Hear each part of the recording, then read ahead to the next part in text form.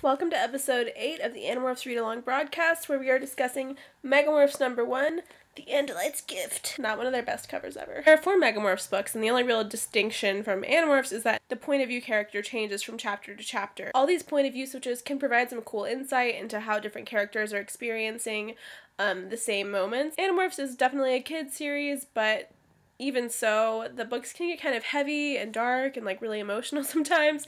But this book, I think, because you're switching from character to character, there can't be some sort of overarching emotional theme. There's just action and great action. This book is so much fun. There's an underage car chase. There's amnesia. There's a deadly alien creature from Saturn. We have a really cool encounter with Visser 3. There are 2 separate instances of people falling through the sky to their possible deaths. This book is amazing.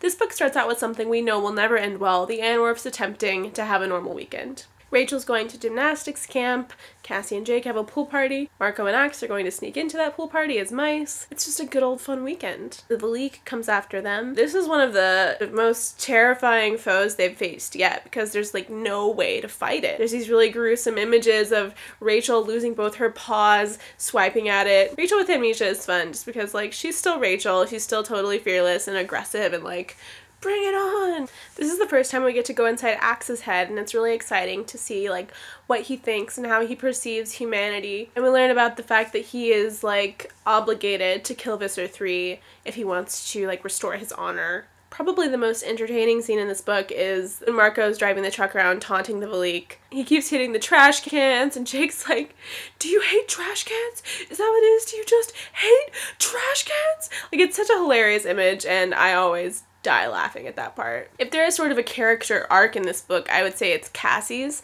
There's a moment where Cassie is supposed to draw the Valik to her, and it has her and Marco and Rachel cornered, and if she would have continued morphing, the Valik might have taken her instead of Marco, but she freezes and she lets it take Marco. This eats her up inside because she views it as an act of cowardice. By the end of the book, she's trying to sort of pay that back with this totally crazy plan to take down the Valik. Cassie is the best morpher, she has been from the get-go, so she comes up with this idea to morph into dolphin. Then they find a whale. Cassie acquires the whale. Then she morphs to cockroach. Then Tobias flies her way up in the sky, drops her, and then she demorphs to human, and then she morphs to whale. Meanwhile, the Valik has grabbed her. She's too heavy for him to carry, so then they bring down the Valik in the ocean. Such a cool plan. One of the things that's nice about switching characters is that like we see Cassie doubting herself and thinking she's a coward, but then we get to see Tobias being like, laugh out loud, Cassie, a coward?